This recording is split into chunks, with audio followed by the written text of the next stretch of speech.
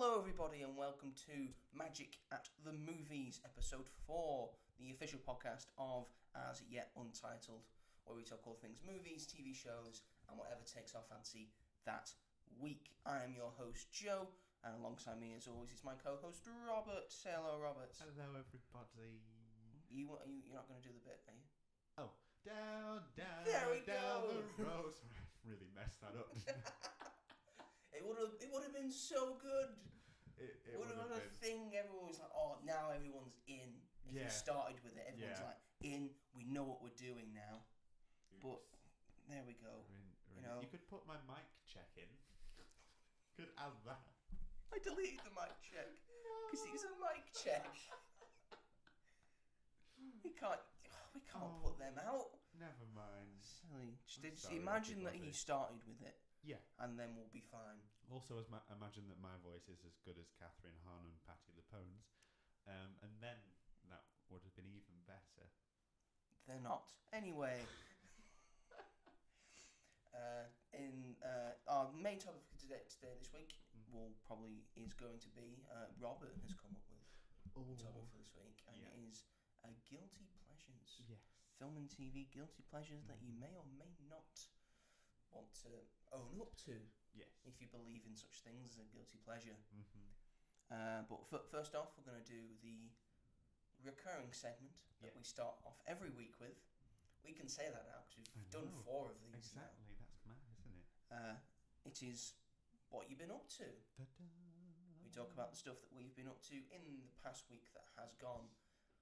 It's going to be pretty different this one because we've both watched the same 2 things. Yes. So we're going to discuss the same 2 things. Very big.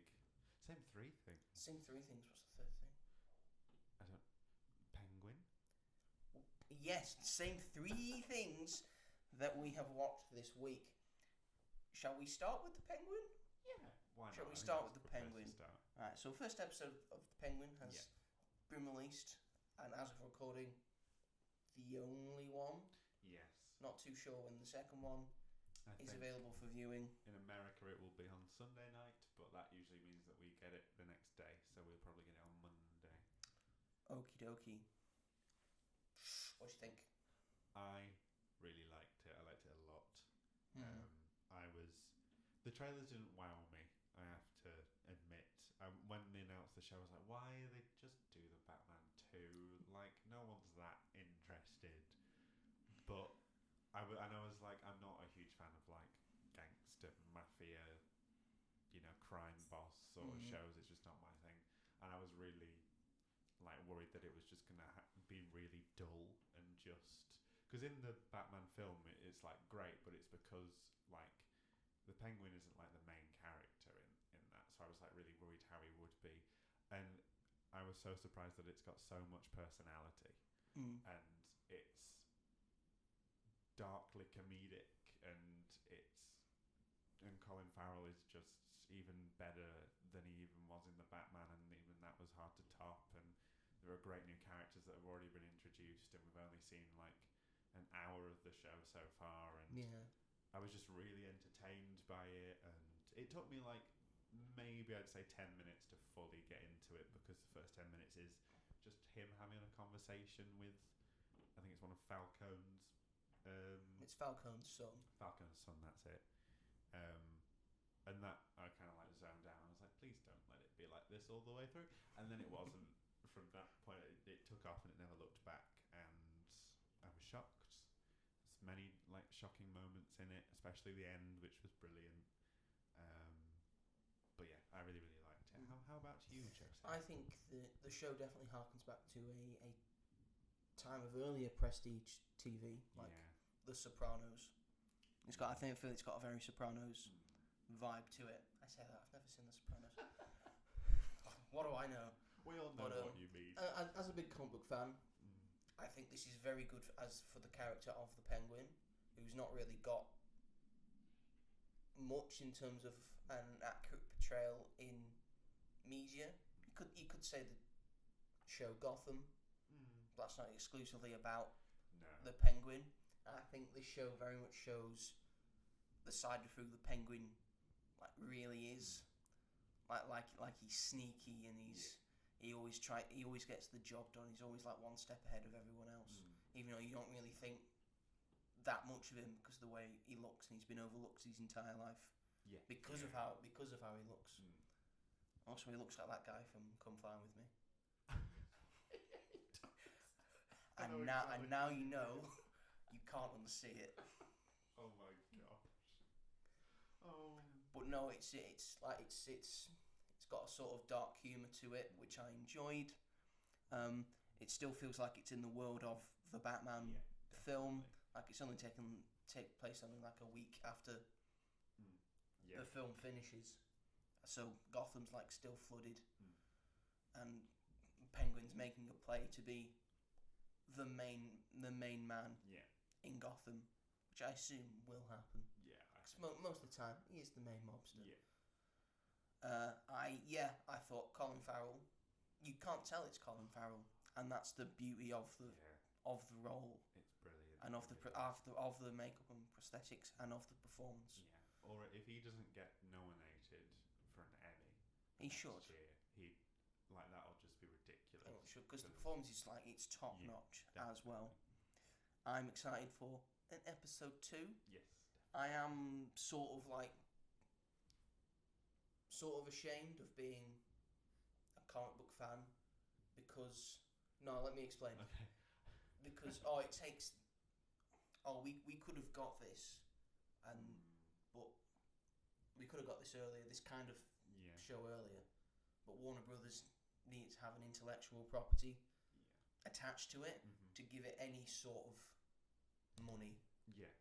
So the only way you can have a great mob show anymore in this day and age, or it needs to have a DC attached to it, right? Which is a shame. Yeah.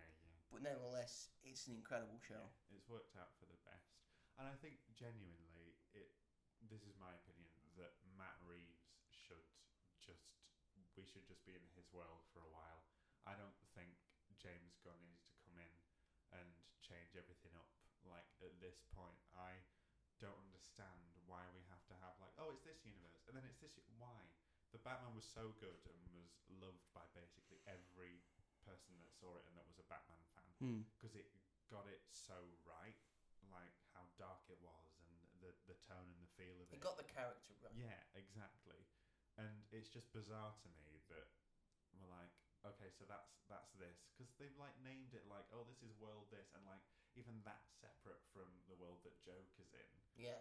And it's thank God. Yeah, because that wouldn't work. I don't want that to be Pattinson's Joker. No, that wouldn't work. But it's just what are we doing here? Why are we doing this? Why can't we just have the one thing? I've always said they should have gone. All right, we didn't need to do a reboot of the DCEU. That's scrapped. Do the DCU. You need to start it off with a good one that people like. Exactly. You've got a really good film. Just there, the Batman. It's already been out. People love it. It made a lot of money at the box office. Exactly. And I think people want to see that world. And people want to see that world more. So why not just start with that? Make Pattinson your guy for the DCU. Exactly. And then if Pattinson don't want to do it anymore, do it like a Bond. Do it like a Bond thing. Yeah. Recast. Yeah. Just keep recasting. Yeah. That is a really good idea. I think you should have been in charge of DC. I made when the DCEU said we're being scrapped and James Gunn was coming on board. I made an entire PowerPoint presentation / TED talk of what they should actually do with the DCEU. That can be a whole other episode because we'll do that in a couple of weeks. Because I am quite worried about James Gunn. I'm less worried because I know James Gunn. He can. I know he's a big fan of the comic books, and he understands the characters. Which is why I'm quite excited for Superman Legacy to see what he does with Superman. And from what it looks like it's probably going to be pretty good. Yeah. Please let it be good. Please, I need a really good Superman movie. I don't think we've ever got a really, really, really good Superman movie. Right. It's time. Yeah. I feel. I'd agree with that. Yeah, there's nothing that springs to mind really. But the animated Creature Commandos, I think it's Yeah. called. That looks pretty That good. looks fun. I will say that's That going to be the looks fun. first taste of the DCU. Yeah. That's the first offering. Yeah. Despite the fact they said, "Oh no, it's Aquaman. Yeah. Oh no, that didn't do so well. Oh no, it's Blue Beetle. Oh no, that didn't do so well. Oh no, it's the Flash. Oh no, that didn't do so well." What Okay. made me laugh as well is, I think it was last week, James Gunn posted the Rotten Tomatoes score for The Penguin, and The Batman, it would be. I think so. Mm. But he said like, "Oh, DC produces quality, like under his new reign. Like, look at these quality shows." But he didn't put Joker 2 in there because Joker 2 has received very mixed, if not Mixed, bad, very. like mixed to bad reviews. So it's like, and he can't take all the credit for that because he wouldn't have really had any involvement. You've got to control the narrative. Yes, exactly. So Well, I don't that really made me think he's had giggle. any involvement in this because he's just focusing on the mainline Yeah, DCU and universe, yeah. and he's let Matt Reeves do his own thing. Which He's let is Todd good. Phillips do his own thing Yeah, with the IP that works the best. Yeah. Batman. exactly. So we should. Which is why I think they should start with Batman. Yeah. Start with like your best character. Yes. I know he wants to say it's Superman. Mm. And it probably should be Superman. Yeah. He should be the flagship character. But unfortunately, Batman's cooler. Yeah. Everyone Batman's got more everyone going likes on. Batman Yeah. more. So you start with Batman. And like his villains are much more interesting. He's got the greatest rogues Yeah. gallery in the history of superhero comics. Definitely. I'd agree with Second, no, first Spider-Man's probably second, that. Yes. Yeah. but Batman Mm. definitely has a more intricate and large rogues gallery. Yeah. Definitely. But yeah, the Penguin was really great. Penguin is very good. Go watch it if you Yeah. have the needs to watch it. Yes. I would recommend if you're on the fence like I was, just do it because it was Just really do good. it. I'm very excited to see it continue. It ends with Dolly Parton. It does. That was brilliant. I loved that so much. Such a stupid thing to put in at the end, but it works so well. Out of all the things that, if someone had told me like Dolly Parton's at the end of, not her, but the song. Not at her the end, personally. They play the song 9 to 5. Yeah, at the yeah, end. yeah. It's the least thing you expect to happen in a show like The Penguin. So it was a very nice surprise. Yeah, it was. So yeah, so that's one of the first things. Yes. that- Shall we talk about the film or shall we talk about the other show? Can we leave my favourite till last and talk about the substance now? The Substance. Okay, so you watched this a lot earlier than me because you got a preview screening. Yeah. I watched it last Friday Last Friday. night. We were dancing several times. How many seconds was that? Not enough to warrant a copyright infringement. Anyway, The Substance, Yes. starring Demi, Moore. not Demi Moore, Moore. and Margaret Qualley, I think you Yeah. pronounce it. And who else? It's the other the guy in it. Is it Dennis Quaid? I think so. Hang on. I got the Wikipedia up especially for this.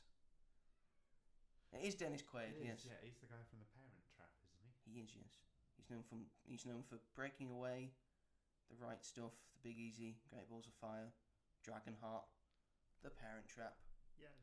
Frequency, The Rookie. He's done stuff. Yeah, he did stuff. He did stuff. He's in stuff. He's a real dog of a bloke in this. He is. I hated him. I know. He's so I'm good like- at it though. He's gonna be. Couldn't be. Dennis Quaid, you are very good at being unlikable. Well done to you. So anyway, it's got a budget of $17.5 million. You would never be able to tell that. You know, in my it's got a opinion. lot of like. It's actually incredible how little makeup and prosthetics cost these days, Exactly. and they look that good. Like Amazing. Hellboy the Crooked Man, Mhm. which we spoke a little bit about last week. It's coming out this week, I think. Yeah. You've got to do the full Hellboy makeup. It's slightly toned down from the last two, Yeah. but it still looks good, Yeah. and that's even less low budget than the last one was. Yeah. And I think the last one only cost 50 million, Yeah. the David so- Harbour one. So makeup prosthetics in this incredible. That is insane. It looks so much like just like everything about it. I think like you'd think it would cost a lot more than that, and then you look at films that have got $200 million budgets that look fucking awful, terrible, really bad, and it's like, where did looking this money at you, go? Ant-Man and the Wasp, Quantum Mania. Like, where does that money go, and why? It just doesn't make. And Joss Whedon's Justice League. Yeah. Every time you look at that film, you're like, is this a PS3 cutscene? That's very true. And then to have something like this, which, so like Quantum Mania and Justice League, they're very much just like big blockbuster money plays. And this, I think, has so much thought and creativity put into it that it just shows what you can do when you don't have as much money. And if you put your mind to something and if you're passionate about it, then this is what you can produce. But I loved this film. I thought it was great. I thought it was an absolutely incredible film. Yeah. Did I love it? I feel like it's hard to love this film. I get what you mean. In my 1 minute review on As Yet Untitled for the Substance, I could only give it a 9 out of 10 because I had to knock marks off for rewatchability. Yeah. Because it does not have any. No. You see this once, and that's enough for you. Yeah. Not that, but that's not knocking it because it is an incredible film that I feel like everyone should witness and should see, especially Hollywood executives. Definitely. Which is who this is written for, I feel. Yeah. Really, yeah. Talk, Robert, talk. Sorry, I was just trying to like think of it because so much happens in it, and I was just going back through it in my head, like how absurd it was. I agree with that it's like, so I saw it with 2 of my friends, one of which thought it was good, but was like annoyed that it didn't go further, it didn't do things differently, which I didn't really understand, but that's his point of view. Fair enough. I had another friend who really hates like gore, body horror, yeah. And so she said at the end, she was like, I know it was like good, but I hated watching it. Yeah. So I am with her. I understand it's good, but I do not want to watch this again. Oh, I agree with that entirely. I couldn't say anything like no, like a good like hour after it. I had no words. No, it took me a while to write my letterbox review. Yeah, like I had to like genuinely think about everything that had happened and like go through my own sort of critiques and sort of remember. And I didn't really have many. I think my only thing was I think the ending was maybe dragged on a little bit. I thought that as well. Yeah. I thought, is this gonna? Yeah. I started feeling like, is this gonna end soon? Exactly. Like, how much more can you ramp it up? Yeah, I was. It just got more and more and more, which was cool for a little bit, and then it just got to the point where I was like, it's a little bit silly now. I know that it's sort of the point, but I was like, you don't need to milk it that much. But everything else I loved. I did like the actual end where her face is sliding back onto the Hollywood star. I thought that onto her. Yeah. But for the rest of it, like I've heard complaints with people say that it's like, because it sort of repeats. Obviously, it repeats itself where it's switching back and forward between the 2 people. But I didn't feel that was like a critique, and I didn't feel watching it like, oh, like it's repeating itself again. I was like, I felt like that was a stylistic choice to make. The story. That's the story of like the comparison between these 2 people. Yeah. Performances I thought were top notch. I thought Demi Moore gave the performance of her life. Incredible. And it's incredible.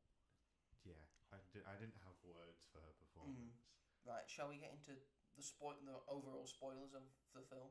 Yeah, I think. Before that, we will use our very, very, very good thing of saying if it's good or bad. Yes. So is it a yay or is it a nay? I'm gonna go for yay. I'm also gonna go for yay. Yes. But it's a one-time yay. One time yay. One time, one favourite yay. Yes, I agree. So the overall thing of the thing is that Demi Moore and Margaret Qualley, technically the same person. Yeah. Because using the substance Mhm. makes another younger, hotter woman come out of your back. Oh my god. And you have to stitch yourself, who then has to stitch you Yeah. back up, and then take fluid out of you and give you like Yeah. nutrients for like a week, so then you can continue. And then the idea is you go back and forth. It's week to week. Yeah. Like you get the younger body, you get the younger one for a week. You get your original body for a week, and do not abuse it. Yes. Well. My God, does she abuse That it? young girl abuses it straight away. I loved how it was like, it's hard to put into words, but how It is really raining. it is Like, raining. I don't know if you can hear that. It's like raining a lot. I love this weather though, especially Do you? like if you're inside. Not You like can that, stay, but- yeah, because you can stay inside. Exactly. If I was outside, no, but If you're in a cinema, it's autumn fine. Like time. nothing's happening. But yeah, I like, so she'd say like, oh, she's abusing the power, she's doing it, but like it's actually herself that's doing it, and I like that it was confusing to the character, like she was going in and out of it is me, it isn't me, but then it was also like confusing for the audience. It was like you forgot that this was supposed to be the same person because they were so different. Yeah. And I like that it was, there's no sort of like definitive reasoning for that. It was just like she's going insane, which she is, and you would do taking something like that. And I loved how sort of real it felt. Like when she went to pick up the substance, that looked like something that could be very real, and the packaging and stuff for it was. And also, really she's well only the realised. second person to have used it. There's like a bunch of lockers. There's only 2 that are in use. That's like that would send me warning signs. It's like I'm the second person to have used this. Okay. So yeah, there's that as well, and the cinematography. Oh my god. Yeah, incredible. The use of space and gratuitous ass shots. Oh, gratuitous ass shots. My friend was like really annoyed about. She was like, "I don't need to see that multiple times." But to me, that was the point. It was like that's what. That's the point of that. Yeah. That's the linchpin of that character. It's like, Yeah. oh, she's sexier. She's got. She's Exactly. the Emperor's New Groove. She's got her groove back. Exactly. Good comparison. This film is an 18 in the UK, so I have no idea what's going to be in the US. It only said it's an 18 because of a lot of blood and a lot of gore. Yeah. Makes no mention of how much nudity there is in this film. Yeah. So if you're a big fan of tits and ass, big fan of some TNA, this might be the film for you. Yeah, well, exactly. There are a lot of questions about that. I don't even think there's that much blood and gore until like the final end when she's puking it out of that massive monster. Yeah, it is sort of, but I couldn't imagine like a 15-year-old watching it. Yes. And I don't know, it'd just feel weird for someone that's like below the age of 18 to watch it, maybe. See, I can check this thing because I know Margaret Qualley. What else has she been in though? She was in Kinds of Kindness. She's in Kinds of Kindness, which I haven't seen. Drive Away Dolls as well. I think, was she in... She's in Drive Away Dolls, isn't she? Yes. Yeah. Okay. I think she was in Once Upon a Time in Hollywood. She's in Once Upon a Time in Hollywood.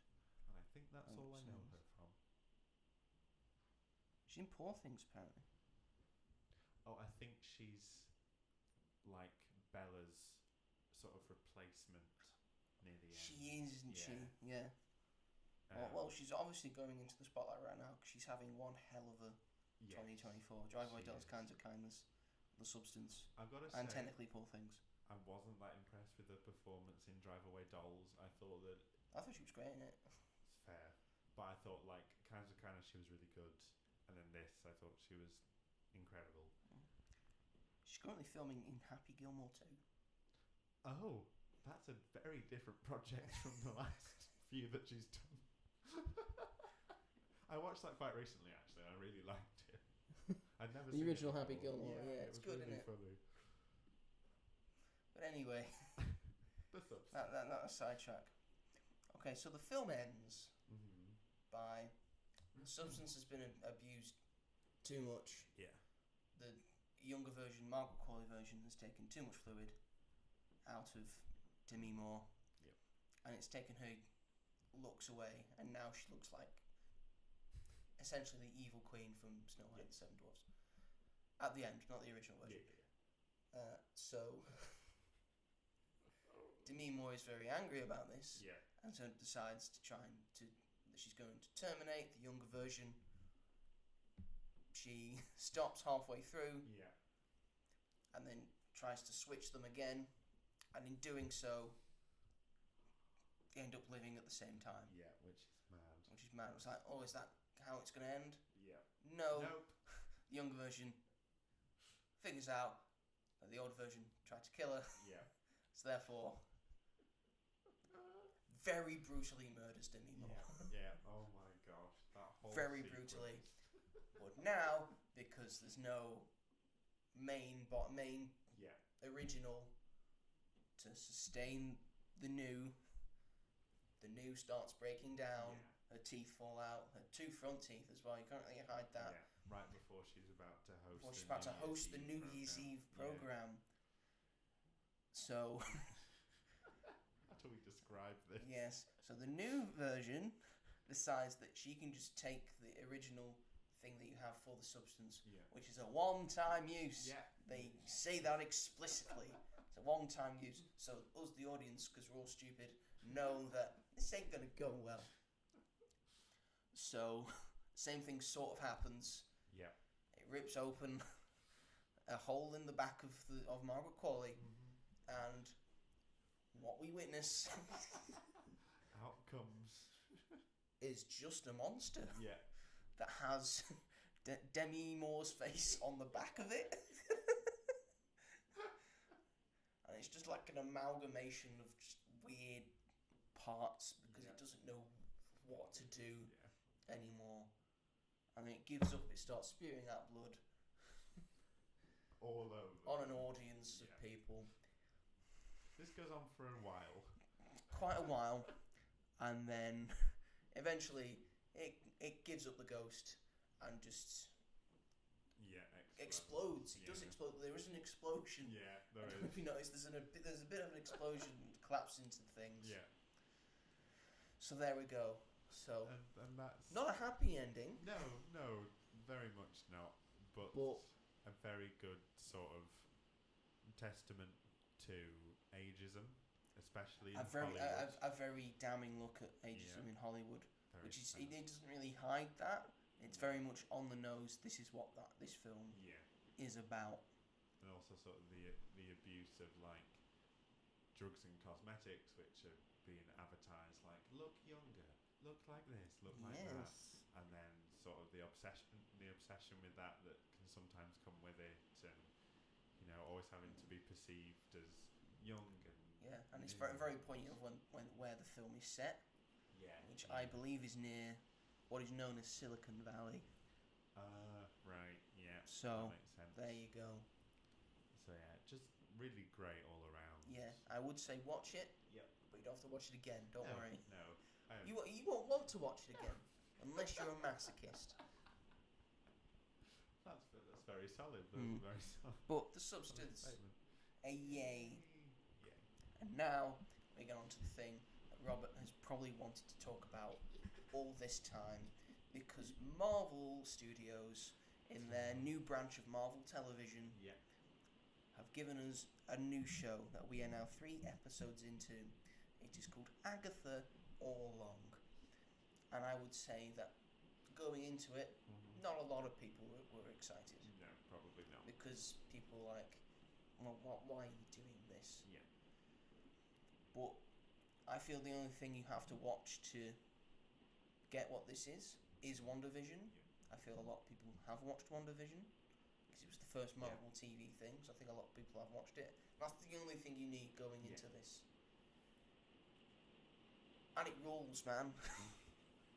So absolutely rules. Cut from the exact same cloth as WandaVision.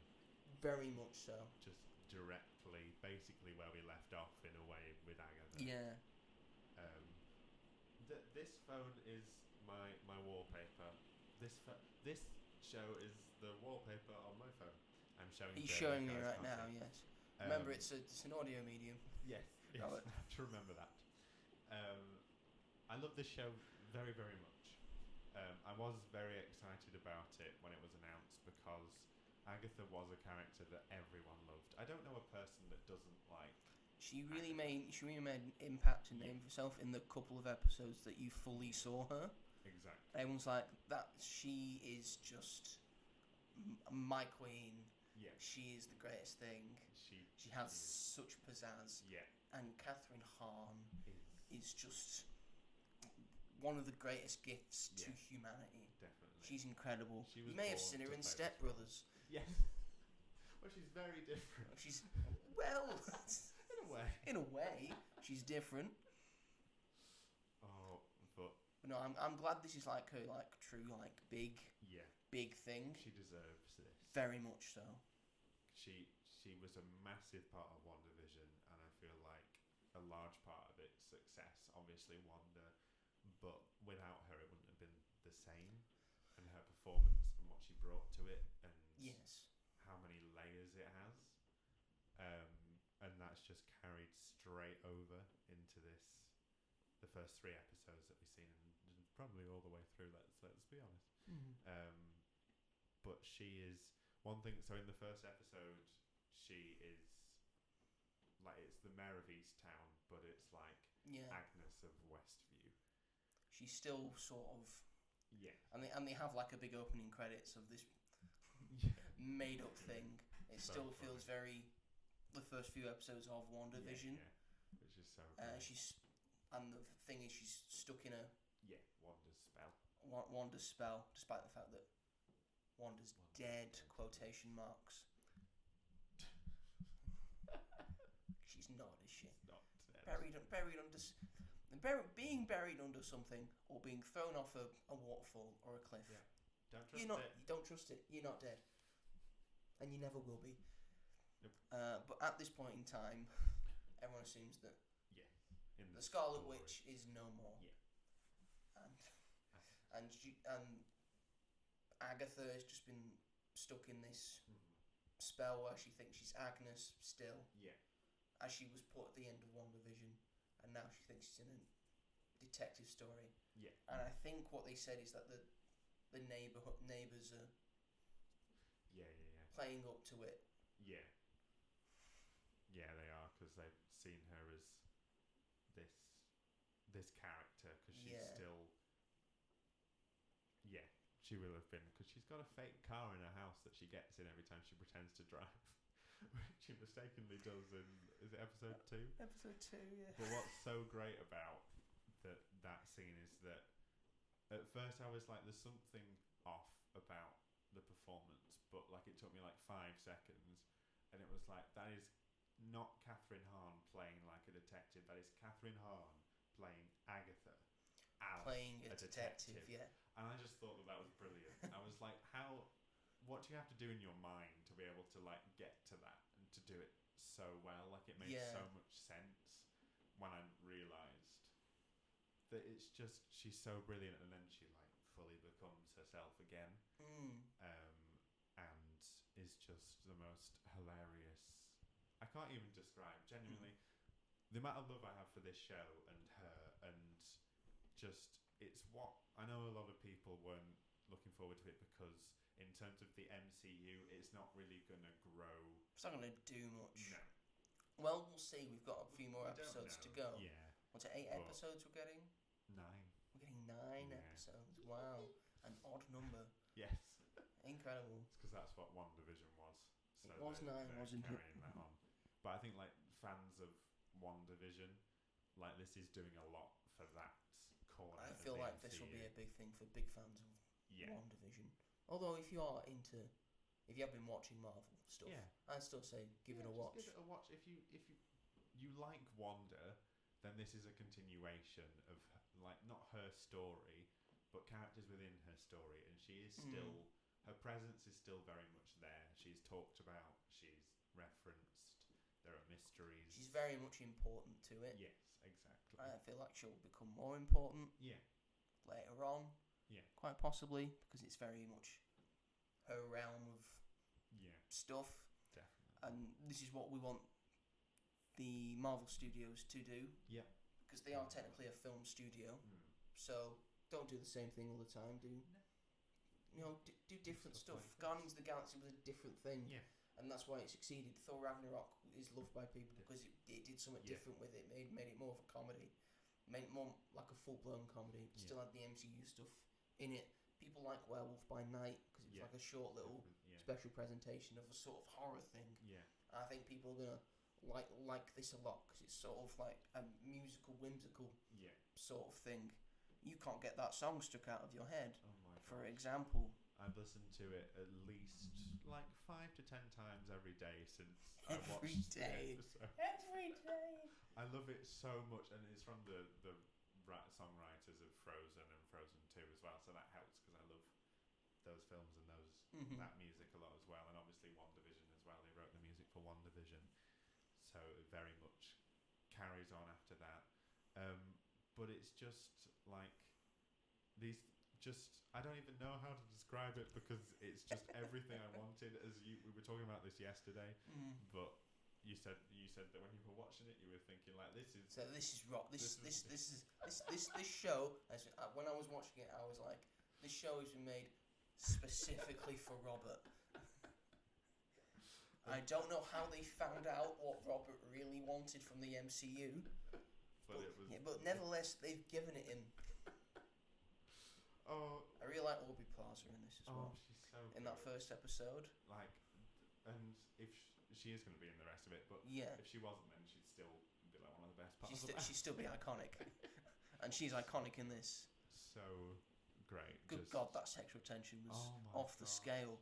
And this is what's so good is that fans have been striving for LGBT representation for so long, but they're finally doing it in a way where they don't have to openly say that they're gay and like have a traumatic backstory or like have to say, oh, my parents threw me out and this that is valid storytelling, but like we've seen it so often, and it's so refreshing to just have LGBT characters that aren't just LGBT and that are actual humans and have other, and it's not actually actively discussed. It's just they just are, and you're just getting on with it. You just know, and it's like through Joe Locke's character as well. It's like it's just great that we're finally getting somewhere with representation. That has a lot of very obviously queer-coded characters, but it's not discussed. No, exactly. But you just know instinctively. You know, and it's just great. And like you were saying, the sexual tension between Aubrey Plaza and Catherine Hahn is on another level.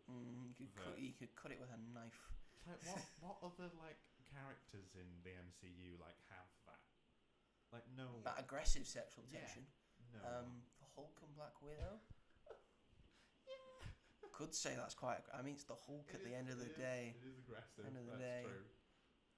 But it's so great because, like, obviously, WandaVision was a romance. It was really well done and a brilliant, way to present grief through the character of Wanda. True. And what's also great about this is that we're really diving deep into the character of Agatha. Like, so far, we're learning so much about her already that we didn't know from WandaVision. And it's interesting and it's intriguing, and I just want to know more. Like every time someone mentions something, I'm like, "Don't go away! No! Tell me more! I want to know more!" No, you tell me now. So. Although in the third episode, like the twist, yes, that's probably coming. Very much posted out. You could probably guess it. You probably can. But I like that they know that the audience expects it, but they're trying to do different things with it to maybe keep you guessing a little bit before eventually revealing what it is. And because the creator Jack Schaefer has said that the one thing that she regrets about WandaVision was having like loose ends that didn't get tied up. Yes. And so that this time that is not happening. Like you will know basically everything that you need to know by the end of the show, which is great because too often it's like just setting up for another season or carrying on. If this is a one-time thing, that's fine because so much effort has clearly gone into it. Like just from the trailers alone, but episode 3 is completely different to the other 2 episodes because they are starting down the road, done their first trial, and it's stylistically different. And we've got like more bits of horror in there, and there's different ideas yeah, being thrown around in like each episode, yeah, which is what I really like about it. yeah, exactly. They've just thrown stuff at the wall and thought, what's a fun thing? Yeah, And they've just gone, all right, go ahead, do what you want. exactly. Yeah, that's cool. That's fun. Let's do that. Keep I think Kevin Feige's very much gone. Right, we need quality stuff and fun stuff. Yeah. So he's just let Ryan Reynolds be with Deadpool and Wolverine, and look how well that worked out. And they've just let this be its own thing. Exactly. Which is great. Yeah. And what I want to see from the MCU. Definitely. It's just insane, you know. You look at projects like Quantum Mania, and then you look which at is so boring and dull. It's just that no one really asked for. And no one really asked for. Why does Ant-Man get a trilogy? I really like. And Black Widow gets one film, and Hawkeye gets just a show. That will be one of the most annoying things is that Black Widow's film coming out after the character had been killed off. It was just, why have you done this? Why didn't you just do this film like after Civil War?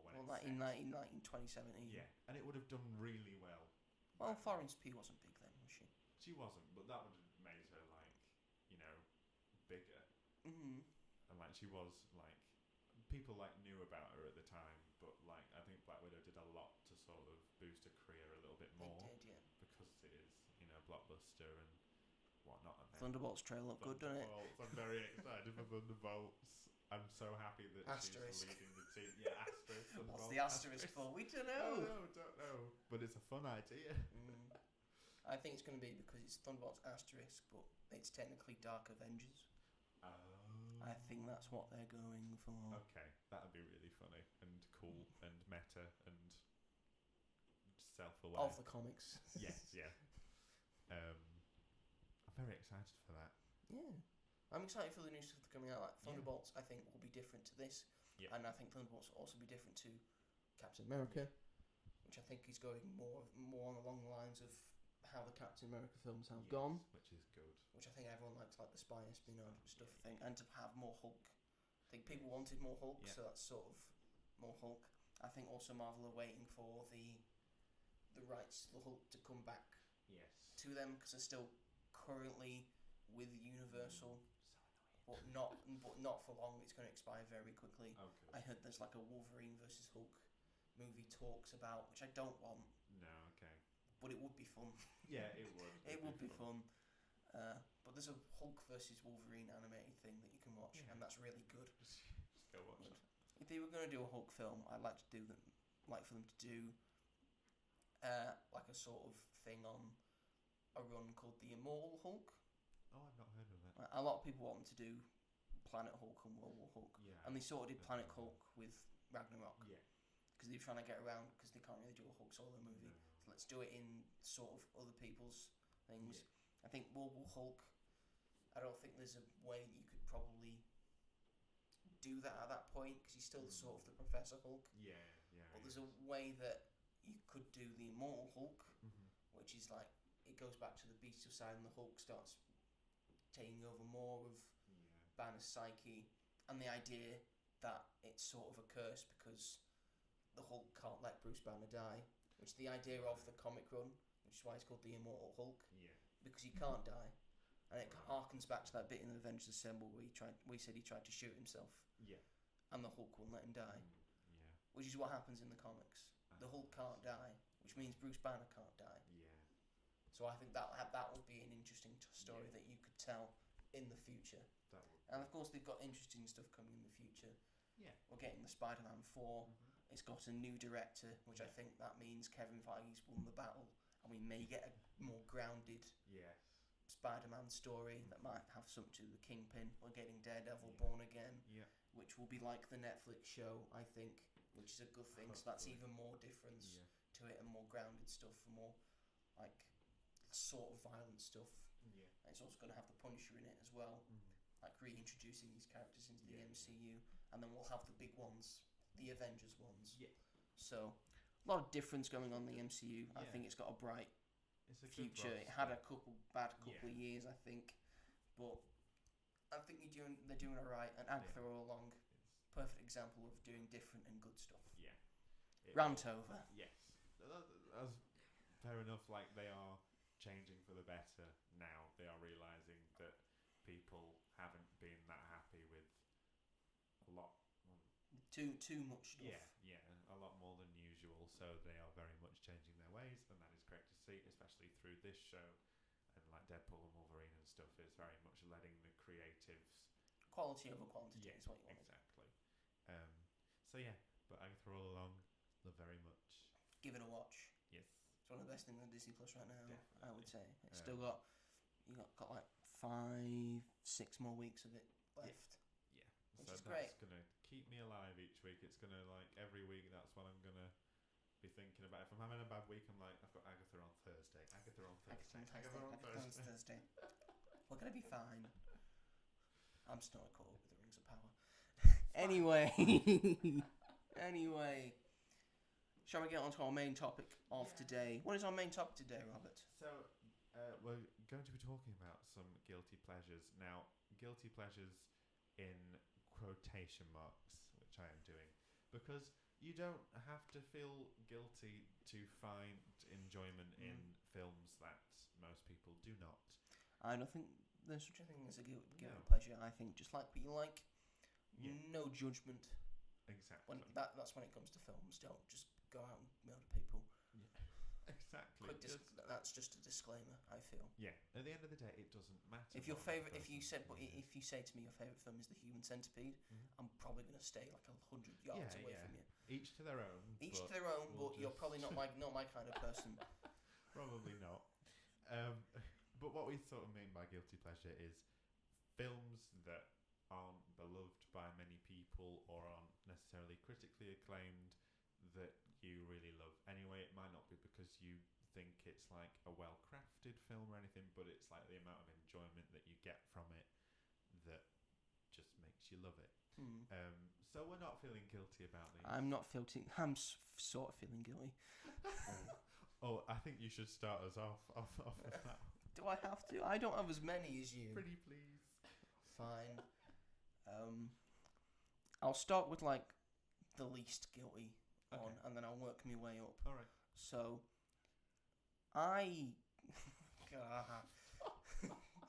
you know, in the first episode, I said that my favorite film of all time was Pirates of the Caribbean: The Curse of the Black Pearl. Yeah. Because of that, my guilty pleasure is the fact that I think all the Pirates films are pretty good. Okay. No, that's fair. Even the fourth and the fifth one, I find things that I enjoy about them. It's probably because I like the performance of Jack Sparrow. Yeah. And like the character of Jack Sparrow, and I've sort of grown up with him, and I may have taken some of his like witticisms on all that like on board. And I just, he's sort of a comfort character. He probably shouldn't be. That's but fine. I just adore those films. Like, again, the first one's my absolute favorite film. I love the second one and the third one. I can watch those three together all the time. And I think the fourth one and the fifth one have got stuff about them that I really enjoy. Yeah. I liked Javier Bardem as the weird dead, like Spanish Navy captain. Yes. And I really liked Ian McShane as Blackbeard. I think he did a very good Blackbeard. Yeah. And they've all got Barbossa in them. Yeah, they do. And who's going to say that they don't like a performance by Jeffrey Rush? He's good in everything. And he's incredibly good at Hector Barbossa. Yeah. I really enjoy him. Even as like a privateer for the for the British Navy in the fourth one. I think it's great. He's got a peg leg in that as well. And the peg leg's got rum in it. I mean, see, there's stuff to like in it. Gibbs is in all of them as well. I like Gibbs. Listen, I mean, yes, I understand their shit. I understand it. But I, if they were on, I would watch them. And I wouldn't feel ashamed. No. I'm sort of feeling a little ashamed now that I've posted this to the internet, but when I watched the fourth one, I remember like enjoying it, and I didn't really understand why everyone sort of like hated it, because I knew all my friends that had seen it was like, no, it's terrible. I was like, I quite liked it. The fifth one, not a huge fan of, but I don't think it's like the worst film ever made. I think it's fine. Like it's. I also think it's fine. Yeah, but like if I still enjoy the character. I think the fourth one is definitely on the side I think of good. Yeah. Because you have that bit at the end of. Oh, people say that. Oh, Jack's. I sort of feel this way as well. Is that Jack Sparrow sort of like he sort of forgot what Jack Sparrow is about. Right. It's like he's not a complete buffoon. Yeah. All the time. He's using it as a knack because he's actually probably the smartest man in the room, and you should probably never let this guy talk because he's always gonna come up with a way out of it. Yeah. And like a sneaky thing. I think the fourth one still sort of has that sort of Jack Sparrow, especially at the end of it where he tricks Blackbeard into drinking the wrong thing. Yeah, that's. But yeah, I understand why people don't like it. Yeah. I get it. I can sort of not like it, not like the last two in parts. But I do enjoy them, and I cannot see anything wrong with the first three. Yeah, that's completely fair enough. I don't think you have to feel guilty about that. You enjoy your still franchise. do, though. Sue you. You have to see. I've got very similar. I enjoy things theme on my park list. rides. Leave me alone. We planned a trip to Disney World, and I was like, right, well, we have to do Pirates of the Caribbean. There's no way. We have to get the fast pass on that now. Was it as good as you dreamed it would be? It's the second time I've done it. Oh, never mind. They haven't changed it since then. Right. Because You think they would because they got the Jack Sparrow guy. Looks a lot like Johnny Depp. I'm not being. Well, I don't know why that is. Maybe because Johnny Depp plays Jack Sparrow. He did do that thing, didn't he, where he pretended. When he to be pretended the he was animatronic? there, yeah. That's amazing. That was fun. Yeah. Imagine if I was on that. I would have. Oh, I don't know what would have. I might have fainted. Drowned. I might have drowned. Oh my God! It's Johnny Depp. As one of your favourite characters from the cinema. Yeah. Stood right there. He's right there. You never know. Maybe that's what he. One of my favourite actors. He's right there. Yeah, and he's doing the thing. He's doing the thing. He's doing the thing you love. Anyway. So that's my first one. You give us one now. Okay. How many have you got? Quite a few, but there's a few I'm not that bothered about mentioning. Okay. They're probably like smaller films. But in the same vein of that, this might even get me into more trouble. But Jurassic World, Fallen Kingdom, and Dominion, I really love. Not Jurassic Park 2 and 3. I'm not a big fan of those. But the first Jurassic Park is my favourite because it's just brilliant. I love Jurassic World very much, and I think like a lot of people really like the first one. But I know a lot of people really don't like Fallen Kingdom and Dominion.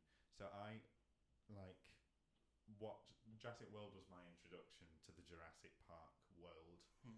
So I saw that one in cinemas. As it was for a lot of people these days. Yeah. So I saw that one in cinemas 9 years ago now, which is mad. Shut up. Sorry. Just shut up. But I loved it. And then I was so excited for the second one. And I remember my friend who had sort of grown up with the franchise, he'd liked the first one, but he'd went to see it the same day as me, but saw it before me, and he came out and said, like, that was awful, just wait until you go in. I was like, I'm still excited for it. Don't make me not excited for it. I saw that the reviews were bad, but I was like, I'm still looking forward to it. Yeah. Go with an open mind. It's your opinion at the end of the day. Yeah. So then, like, I saw it, and then I came out, and I was like, I thought that was really good. And I know it's probably not. It's a bit silly, and it's a bit just ridiculous, especially the second half. But I really, really enjoy it. I really like Bryce Dallas Howard and Chris Pratt. I mean, in those roles. Fallen Kingdom, you go on either side of it. Yeah. You either like the island is exploding. Yeah. You either like the dinosaur hunting people through the house. I like both, if I'm honest. I understand why the dinosaur in the house bit is pretty silly, because it's like the dinosaur is quite like goofy, like hee hee hee, like following this little girl, and like it's a bit. People who haven't seen it, the dinosaur doesn't sound like it sounds like an actual dinosaur. But just I get people's complaints with it, but I thought like dinosaur auctions, that is something. That's a good idea. That's really interesting. And I think like a dinosaur being chased by a dinosaur in like a mansion is like from that works pretty well and has some like good sequences in it. But I really like that film. I don't like the idea that they've kind of that at the end they kind of said that this kid's a clone. Yeah, that I understand. At the time I was like, oh my god, yeah, that makes so much sense. Oh, isn't that sweet? And then I watched it again and I was like, this is dumb. This is stupid. Why'd you put this in? This is the thing about dinosaurs. But then without I understand the natural progression of that, but you know, just leave that alone. Exactly. But then without that, but then again, the dinosaurs could have just broken out into the world. They didn't have to have, like, you know, Maisie, I think she's called, like, I'm a clone, so are they. They're going to go and just kill loads of people. Some of them are herbivores. Some of them are herbivores. And there's only one velociraptor left. Yes, that's so true. That little American town he's on top of, well. But yeah, so then we get Dominion, which is probably my least favourite out of the three, but I still really enjoy it. We've got the original cast back, and I know there's the whole thing about like the locusts, like something has happened to them. They're being like engineered, like the dinosaurs have. That was my problem. It's Locust World. Yeah, like it's got nothing really to do with dinosaurs anymore. I do get that, but I think it was just like I was still so excited for that one. I was like, oh, they've got the original cast back, and it looks really good. And then the reviews came in, and they were god awful. It's got like 2.2 on Letterboxd, which is like really bad. But I still really enjoyed it. I really liked it. I thought some of it was really great, like Bryce Dallas Howard when she ejects out of the plane and she's left on her own to find the others, and she's in the water. And the dinosaurs trying to. I thought that's a tense moment. Yeah, I thought. And like again, it has it for me. It has its moments. Yeah, and like the dinosaur that goes under the water when on the ice with, and I really liked. I've forgotten what she's called, but the character. There's like the new character. She like flies a plane and she's like really cool. But anyway, she was really great. I liked the character. I've forgotten what she's called. But I just really enjoyed them. I think that I like them a lot. I get why people don't. They're not great pieces of like well thought out cinema, but the amount of enjoyment I get from them to me matters more than that. So that's fair. Jurassic World 2 and 3. I've said it. People have probably like clicked off. They're like, "What an idiot!" But I don't care. Really like them. What my take on it? Go on. The first Jurassic Park is I would say still the best one. Yeah. The Lost World, not very good. Jurassic Park 3, I quite like. I don't know why, I just quite like it. Fair enough. Jurassic World, I think it's the second best one.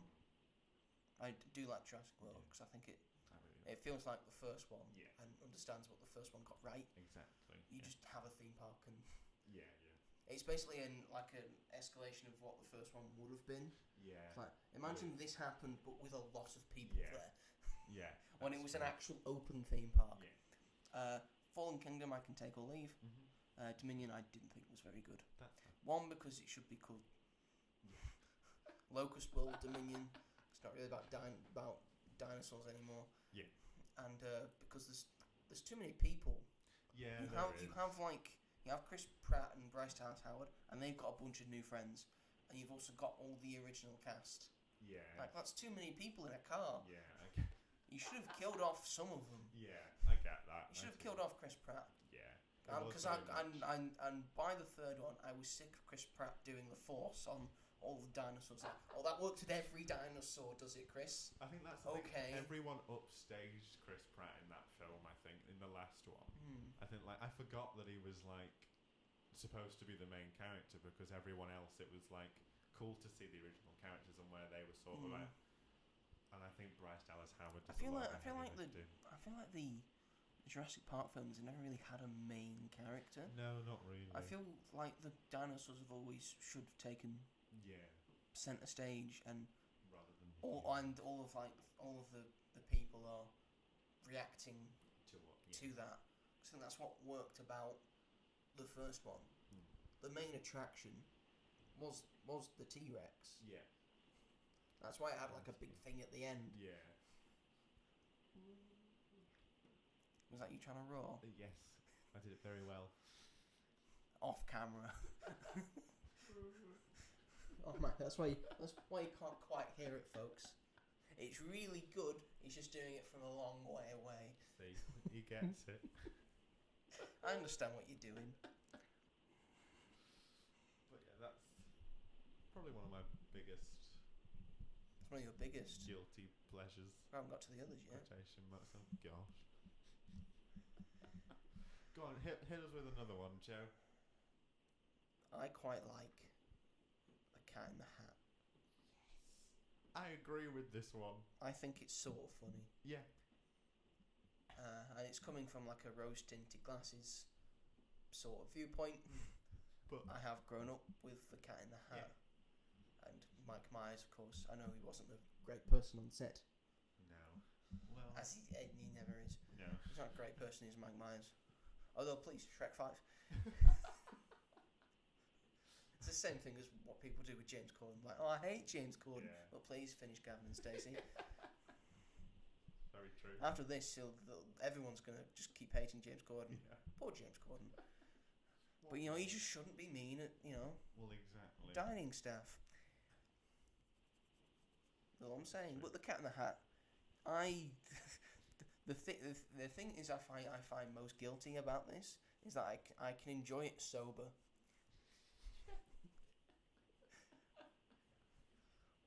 is the thing, because it's a very good. I understand it's a very good film, and it's a very good film when you're both drunk and slashed or high. Yes, I have heard. It's a very good drunk movie. Yeah, and I have watched it drunk. Okay. With people, and it's hilarious. But I have also watched it sober, Yeah. and I've also enjoyed myself. Probably not as much, but still enjoyed myself watching it. Just a lot of the weird things, that fourth wall breaking stuff that he does, that I quite enjoy. And I like Alec Baldwin in it. I think Alec Baldwin's great in it. Off! And he's full of the purple thing. Yeah. And he goes back at home and he takes the thing off. Does the thing of the belly button. I think it's great. And the guy goes, "You're fired!" Duh! Because he's got cleanliness thing. Yeah. I mean, how meta is that in this day and age? I know. Oh my god, he got it right. But yeah, I mean, I don't have much to say about it. I do find it very guilty that I can watch this. Not that I enjoy it, because a lot of people enjoy it, but I enjoy it without a drink. Yeah. I am exactly the same. I watched it very recently with some friends, not drunk, but we just put it on because it is funny. Because it is so bizarre and just what it is should going on. be funny, but I find it funny. Yeah, it's just bizarre. But also like the production design is quite good. Yeah. I feel like they didn't need to go as hard as they did. Yeah, genuinely. Yeah. Like imagine how much that big red crate was. Exactly. That would have been a lot. Like how Thing 2 is also called Chocolate Thunder. Yeah. Or is it Thing 1? I'm not sure. No one knows. Or Ben. But that's the thing. It's become so quotable and just so. It's such a memeable, quotable film these days. I think it used to be like considered one of the worst films ever made, but now the people that have grown up with it, it's the same as the prequel trilogy. It is the same thing. It's like a lot of people really enjoy it now because it is just because it was a childhood favourite. Yeah, and it's still it is still just very funny, but not in the way they intend it to be funny. It's unintentionally funny most of the time. So yeah, But yeah, The Cat in the Hat. The Cat in the Hat. I would say it's a guilty pleasure of mine. Yeah, I get that. Like, we know it's not. I mean, I'm so Good, ashamed of but- it that I have a DVD collection on like shelves and stuff, and I know I have The Cat in the Hat on DVD, but it's not in the collection. It's in a box in the attic somewhere. Boo. I don't have Hashtag. I don't even have any room for it anymore, so I could just slot it back in now. Hashtag I've run out dig of- out the cat in the hat. No, I don't want to. That's a very good one. I've got Paramount Plus now. Just watch it on that. Oh yeah, exactly. Is it on that? I'm not sure. Probably. It's Universal. assume No, so. it's Universal Film. It'll be on some sort of streaming service. Yeah. It always will be. But that's a very good Because it's one. popular. It's watched. But how? Oh, brilliant. Anyway, you embarrass yourself now. Oh god. So I will mention it, but Fantastic Beasts, but I've already talked about that in detail Extensively. in the first Yes. episode. So those are Go back and listen. yes, but just for reference, I love the Crimes of Grindelwald. I love the Secrets of Dumbledore. I don't feel guilty about that. I know that they're not technically really good, really well written. I just love being in that world so much. I love the those second one 'cause it characters. has a bit that goes, "This is my origin story." No, that's your. All right, now I've heard your origin It's a lot of story. origin Now listen to stories. my origin story. But I just love the world. Yeah, that's just why, and I always will, and I don't feel guilty Mm. about that. So that's that. I've just forgotten what I did. Hold on, I got so into Fantastic Beasts. That's it. You got a real short-term memory there, kid. A lot of the Disney live-action remakes I really enjoy. I mean, yeah, Beauty and the Beast. I think is good. Probably one of my favourite films of all time. Not top 10 as we've discovered, but the way. The way you said that. Again, go back and watch episode 1. Go back. But especially Beauty and the Beast. I know a lot of people hate, and I get it. But I think it is nostalgia comes into it a bit. And I know it wasn't that long ago, but I remember when it came out, and obviously Emma Watson, like Harry Potter, it was a big thing. But I do genuinely love it. I think visually it is like a wedding cake. That's what it's called, like a wedding, like same Yeah. thing with like Cinderella. It looks spectacular. Yeah, production design wise, it gets it right. I can't say anything bad about Ewan McGregor, can I? Well, exactly. And Ewan It's McGregor's Lumiere, Lumiere. nonetheless. Ian McKellen as Cogsworth. That's Cogsworth. Very It well works. cast. Emma Thompson as Emma Mrs. Thompson as Potts. Mrs. Potts. Who's Chip? A random boy. Just a random boy. They found on the Wow. street. No, but I generally think, like, for a live action cast, they get it pretty well on the mark. I don't think Emma Watson, as the years have gone on, I don't think her performance is the most charismatic, and I think nowadays I would have recast her, but I think she does an okay job, all things considered. And I really like the music in it. And I know that's a You big mean the problem same for music as the everyone. one in the... But I like these songs. I probably listen to these ones more than I do the original, if I'm honest. But I just really like. I like way the they're done. the Gaston song Gaston from is really from the live action one better than I do the original. good. Yeah, The one with Josh Gad and he does it so well. I've forgotten the guy who plays Gaston's name. Luke Evans. He's Luke Evans, the Yeah. Welsh king. Again, I think those two are very well cast as the two of them. I think the Josh Gad character is the first openly gay Yeah. live it action was. Disney character. And that was like a big thing. A I big remember thing that. it were. Yeah. Like it was all over the newspapers. Like, oh my god, there's a gay character in the Disney film. It's like, well, it was going to happen at some point. Sign of the times. Exactly. But and I like that they sort of add. Although a bit of although they backstory. still say that you didn't do so because they put that gay kiss in. Yeah, that's the reason why. That's the reason why it didn't go well, not because it's a bad film. Same with like Strange World. And Strange Worlds. It's like, Maybe because you didn't advertise it at all. Yeah, exactly. Ridiculous. But I like also that they add sort of a bit of a backstory about Belle's mum and that it was to do with the plague, and that very much fits in, and it is very sad. And Kevin Kline is really good as Maurice.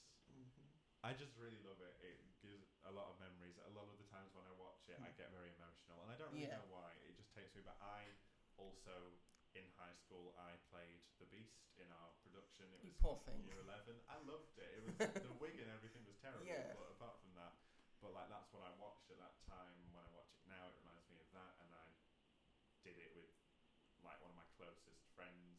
She was Belle and I was the Beast, and that was like a very big thing. It was very emotional. So when I watch that, it just reminds me of that, and I did it with like some of my other friends as well. Right, so you said live action Disney so films are that's your one guilty of pleasure, them. so that's all of them. So So you've got Cinderella, I love that. I love Cinderella, which I do quite enjoy. I think that's Yeah. an underrated one. Really, Cinderella, I think it's everyone 'cause- forgets about it. Yeah, because we've seen so many versions of Cinderella, so Mm. I get it.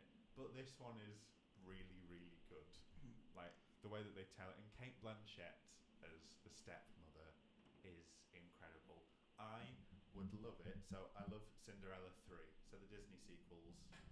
Yeah, we all know about the Disney The sequels. Disney direct-to-DVD sequels. Yeah, but Cinderella 3 is genuinely good, and I will fight anyone that disagrees. What about Cinderella 2? That can sack off.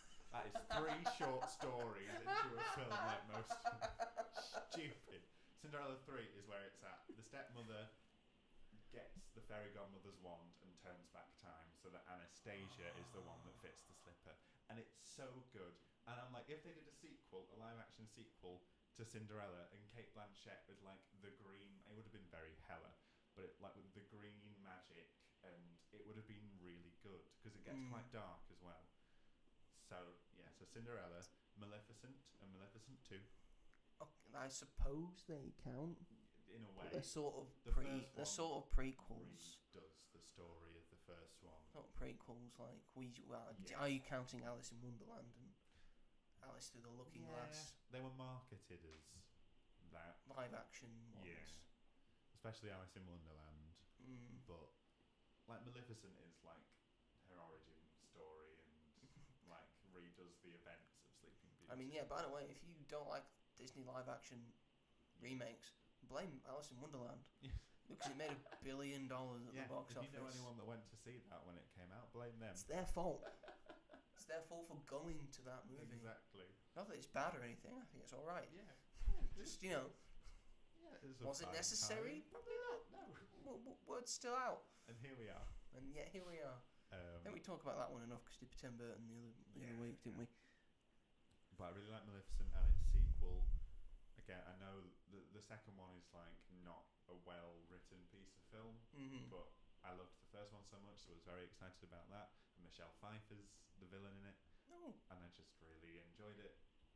And like Cruella, kind of in the same thing, but I think that's Cruella, you love. I love. Again, go so back and much. listen to the first episode. To that, there's a lot of remakes that I really like. I'm sorry to all So those people. Aladdin.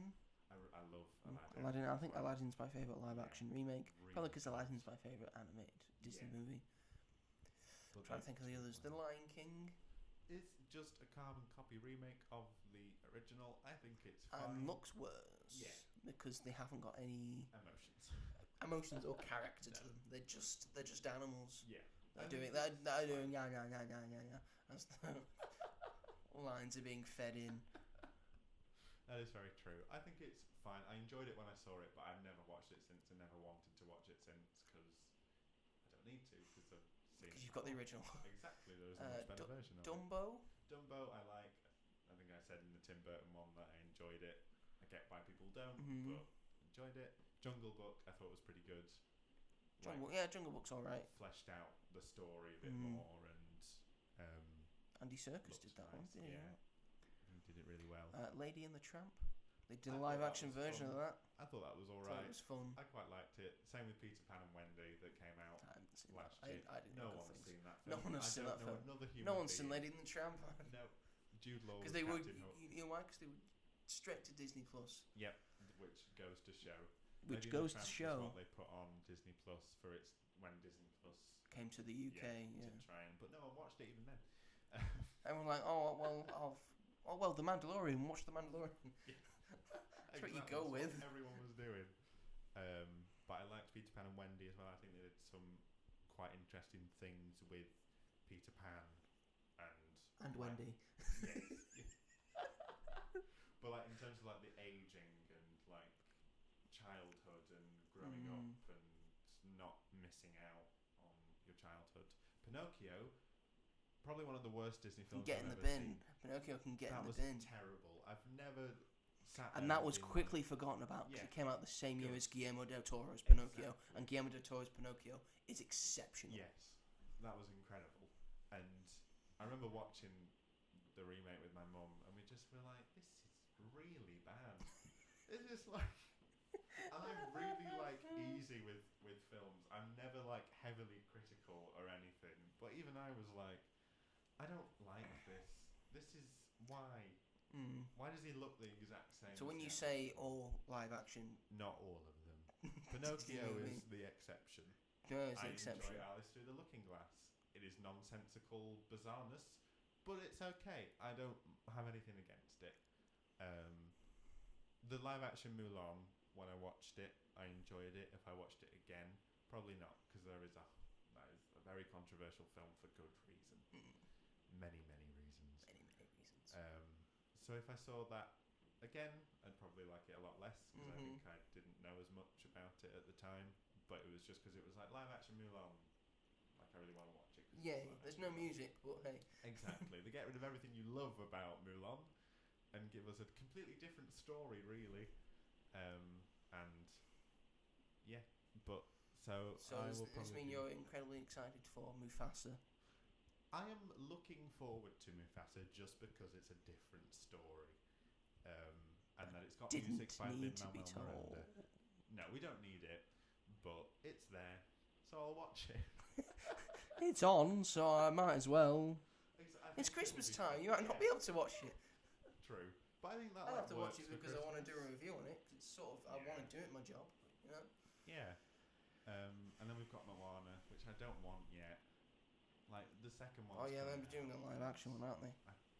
I just think it's. I too know good. that he is Maui, He is Maui. and they've got like the sort of like same Yeah. ceremonial tattoos Yeah. from the place that they are from. Yeah. But Dwayne Johnson does not look like Maui. No.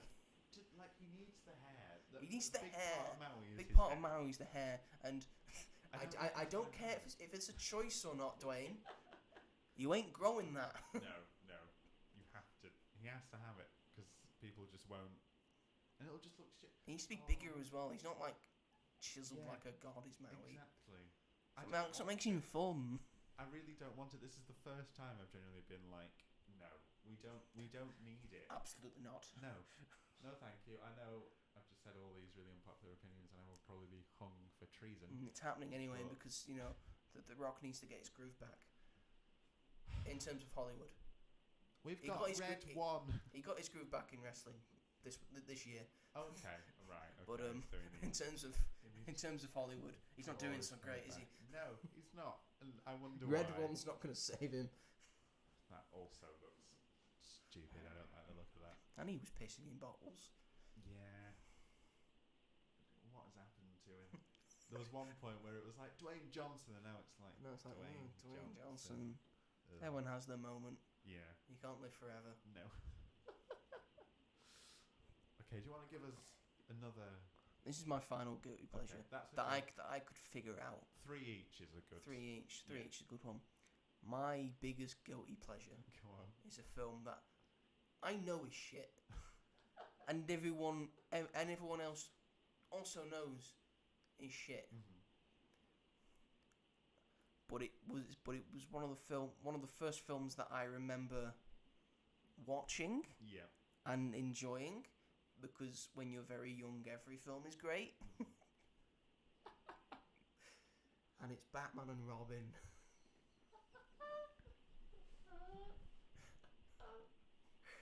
As I recall, this was my first taste of Batman. Oh, what a taste! This was that my first foray into the Batman mythos. And oh boy, did it give me some. That's like You the had same- George Clooney as Batman. He did have a Robin. Yeah. Because I feel Robin is also quite an a very integral part to the Batman mythos. Mm. You got a bunch of villains, arguably too many villains, you could say. Mm. You got Poison Ivy that's sort of like Poison Ivy, You've got a Mr. Freeze that's nothing like Mr. Freeze, but only kind of slightly, because it got the animated series kind of origin story, because it brought Nora Freeze into it, which, again, I stand by. I think that's pretty good. Yeah. It will probably be good if it's anyone but Arnold. And then a Bane that sort of looks like Bane, but is nothing like Bane. Yeah. But yet I love it. Love's a strong word. Yeah. I do like it. I do like it very much. I know it's shit when I watch it, but I always have a good time. I like the fact that and it's a fun fact that George Clooney is one of the few people who have played Batman that doesn't kill anyone. Right. Okay. He's one of the few people. That's quite a big thing. It's George Clooney. It's Adam West. And it's Robert Pattinson. I'm not sure if Will Arnett has killed anyone as Lego Batman. What counts as killing people in Lego? It's because really... they come apart, but they're not dead most of the time. So we'll say it's, we'll give him a pass. We'll give Will Arnett a pass. But, Christian Bale, who everyone likes, has killed. Not as much as others, because it's sort of like he kills because of inaction. Right. Like, he technically killed Ra's al Ghul. He could have saved him. He did kill Talia al Ghul. Yeah. That was like a very much, well, she's got a bomb. The city's going to blow up. This is a last-ditch thing. I'm probably going to die anyway. Else, yeah. He had to kill Harvey Dent to save Jim Gordon's son. So he's killed because he had no other option. Yeah. When again, it's not very Batman. He would find another option, or have the worst option. Yeah. Because sometimes in the comics, that's what happens. Michael Keaton Batman kills without remorse. Feels nothing for it. He just does it so haphazardly. It's like not even part of his like it's not even part of his mythos. No. Like it's not a part intrinsically of the character that he does not kill. It doesn't matter. I'll just put this dynamite down this guy's pants, push him down there. He blows up. That guy's dead. I'll clang this guy's head onto a church bill and chuck him down the rest of the church tower. That guy's dead. I'll set this guy aflame with my Batmobile. That guy's dead. And of course, Ben Affleck, I can have a full rant about Ben Affleck and how much he kills, and Zack Snyder doesn't understand Batman. No. Yeah, George Clooney doesn't kill an entire film. Some of the fight choreography I quite like. There's that bike chase scene with Lee Silverstone and Chris O'Donnell. They introduced Batgirl. It's the only live action Batgirl we have got so far, thanks to Warner Brothers, because they didn't give us the the Batgirl movie. Really... I wouldn't have cared if it was shit. I know, just give it. I know you said it was shit, but I wouldn't have cared. Why didn't they just put it on straight? I know that's what they were going to do anyway. Why didn't they just go? Why are you doing that? People would have watched it. I would have watched it, yeah. Exactly. I would have watched Coyote versus Acme. Exactly. I was really even more looking forward to that. Goddamn Warner Brothers. Yeah, Brendan Fraser's Firefly as well. Yeah. And Firefly's a villain we've never had before. Exactly. Anyway, I understand why people don't like Batman and Robin. It's got a lot of Arnold Schwarzenegger in it. Yeah. Of him doing a lot of ice-based puns. Yeah. But that's what I enjoy. Ice baby. I love the ice-based puns. What killed the dinosaurs? The Ice Age. Chill. It's funny. And the Uma Thurman poison ivy. I thought that's what sexy women were supposed to look like. I was a dumb child. I can't excuse the Bane stuff because now, since I've become a massive comic book nerd and I've read Bane and how incredible a character he actually is, because he's not just a hulking mass of muscle, he is a smart tactician, and that is how he beats Batman and breaks in, because he's got the power over him, but he uses strategy and tactics to wear him out over weeks and weeks, so he's just easy prey. And then he takes over Gotham. That's the introduction of Bane in the comics. Yeah. We've not really seen that yet. We sort of saw it with the Tom Hardy version, probably but he didn't have the look of Bane. No. I'm still hoping for a Bane from the comics, and he's using the venom and all that. I think Matt Reeves could do it. Matt Reeves could do a version. I know Dave Bautista has always said he would love to play Bane, but he has also said recently, because he's slimmed down, I don't know if you've seen, Right.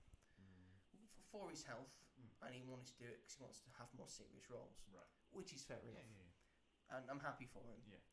Because he's not a wrestler anymore, No. so he doesn't need to keep it up. Yeah. But I think he's saying he's probably gotten too old for Bane, Right. which is fair. He could play Hugo Strange. I don't know if you've seen him. He's got sort of like the white beard. If you put some circular glasses on him, That's not and if you bad. look up Hugo Strange, I think he could do a good Hugo Strange. Yeah. Oh, I would like to see that. Yeah. But anyway, Batman and Robin. I don't know. I don't know what to say. I know it's crap, but I like it. Yeah. I really Fair do. enough. It's got us like it's sort of, it's technically in the Burton verse, but it's gone like a weird neon sort of thing because it's Joel Schumacher. Yeah. So I enjoy it, and it sort of it's got like a lot of Gotham stuff in it. Like the Gotham still feels like its own character. Yeah. That's the bit that where they're driving up a big man. It's just like a big statue of a big man, and they're driving off his finger. It's like, where is that? I love it, but where is that? There are so many things I could say that are wrong with it, but I'm just going to defend because I just enjoy it. That's fine. I've seen it once, and I will give you it that it was very entertaining. It's entertaining, at least, yeah. I think that's where my opinion sort of stopped, but it was entertaining. And if that film didn't flop, this is another defense. If that film didn't flop, then you don't get Batman Begins. That's very true. In my opinion. Yeah. Because it was the first Batman did very well, and then Returns didn't do that well. Forever did really well, and then that one didn't do well. Yeah. Or right. George Clooney still says he'll refund your ticket if you've ever seen Batman and Robin. I don't want you to refund it, George. No. I'm happy I've got the DVD. I'm fine with it. Give it away. That actually does have pride and place on my DVD collection. You can see it. It's right next to Batman '89, which also isn't very good, and Batman v Superman: Dawn of Justice, which also isn't very good. It's like a section of crap Batman films. And then after that is The Batman, which is good. Yeah. It's in alphabetical order, you see. So I have to. That makes sense. I still think you should get the Cat in the Hat out. I don't. Okay. Just saying. Make a lot of people very happy. Anyway, your final guilty pleasure. Well, let's just go through a few. So, not in detail. So, the Descendants franchise, not the new one, because the new one is one of the worst things I've ever seen. So, not the Descendants franchise. Descendants 1, 2, and 3. Descendants 1, 2, and 3. Yeah. My sister does love them, and I've seen like most of the things. I think that's a bit of fun. Yeah. I love the music. And it's a cool idea, like villains, the offspring of like villains and hero. Makes no sense. Yeah. Full of plot holes. Yeah. But I love it. Yeah.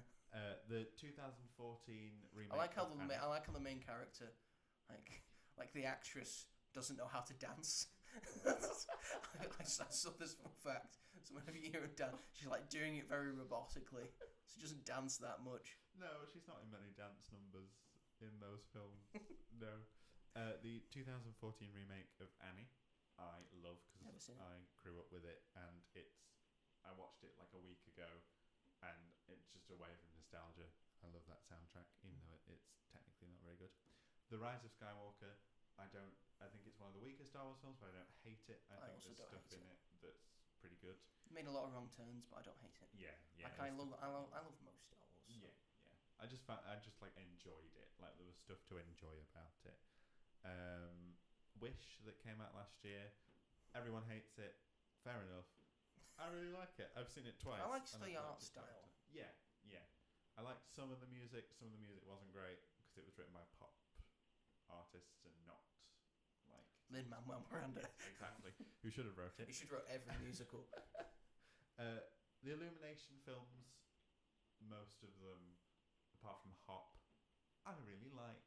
Minions, the original. You don't Minions. like Hop for a specific reason. Yeah. These Even when I was days. younger, I didn't like Hop. I was alright with Hop. I should have put Okay. Hop on here. It's good. It's like an Easter. We need more Easter films. Need more Easter films, especially now that we can't watch Hop. Yeah, exactly.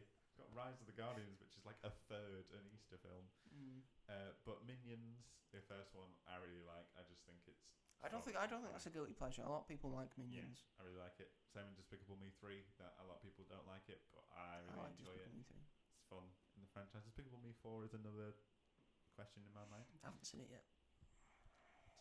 Just wait until it. I'm gonna. Yeah, that's what I was thinking. I'm just gonna wait.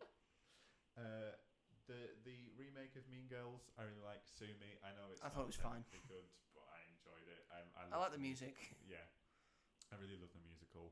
So and Renee Rapp is. I thought Renee Rapp was really good in it. The Trolls franchise, again, Sue Me. I really like it. I think it's a bit of fun. A perpetual child that I have in front of me, everyone. Literally all these He films. he just thinks he's 7 years old. I am on the inside. Indiana Jones 5. I don't know why I put that down. I don't feel. Again, well, guilty no, we for both feel the same because Yeah. we think it's great. Yeah. And then, so various MCU films, but again, it's like the Marvels, Thor: The Dark World, and Love and Thunder. I quite enjoy and like. Captain There is Marvel. I will defend you and say there is stuff to like in every piece of MCU, Yeah. apart from Secret Invasion. I agree with that. Yeah, I very much agree. It's the only thing in the MCU I would say is not canon. Yeah, because I'd say because you don't need it. No, it's just pathetic. Really, it It's really a pathetic excuse of a thing. taking a very beloved comic book story and doing the worst. Secret Invasion possible. in name only. Yeah, exactly. It's got nothing to do with anything. And I was killing so- off Maria Hill, I was so annoyed. I was so that. annoyed. terrible. But I think my last thing would probably be probably half of the Fast and Furious franchise. So Which half? So I really like the first one. The Fast and the Furious. Yes. Second one is fine. Too Fast, Too Furious. Yes. I don't like Tokyo Drift that Fast much. Fast and Furious 3, Tokyo Drift. Yeah. Fourth one, Which is just called Fast and Furious. That's fine. Really like the fifth one. Sixth one was enjoyable. That's Fast 5, I think. And then it's Fast and Furious 6. Fast 5 is the fifth one. Fast 5. I'll get there. Don't worry. Oh god. So What I love about the Fast and Furious franchise is that they don't follow like a naming order No. for how they do. So the They've first got one's called The no- Fast and the Furious, which is named with like a different film from like the 60s, I think. And then they go, the second one they go, Too Fast, Too Furious. Okay, what's the third one going to be called? 3 Fast, 3 Furious? No, Fast and Furious Tokyo Drift. Tokyo Drift. So, okay, are they all going to have colons next to them? No, the fourth is just called Fast and Furious. Right, is the next one going to be Fast and Furious 2? Have you sort of rebooted it? No, the first one's called Fast 5. Oh, so you've shortened the thing. Right, so it's next going to be Fast 6? No, it's going to be Fast and Furious 6. Okay, so the next one, alright, it's definitely going to be Fast and Furious 7. No, Furious 7. Right, so sure the next one's going to be Furious 8. No, it's going to be called The Fate of the Furious. Because fate sounds like 8. I'm going to put 8 with the fate. We're getting to the worst one now. Do you know what the ninth one's called? It's not like a pun on 9 with Fast and Furious. It's called F9, the Fast Saga. Oh god. And the 10th one's called Fast X. They've gone to Roman numerals now. What makes it even worse, it was technically Fast X Part 1.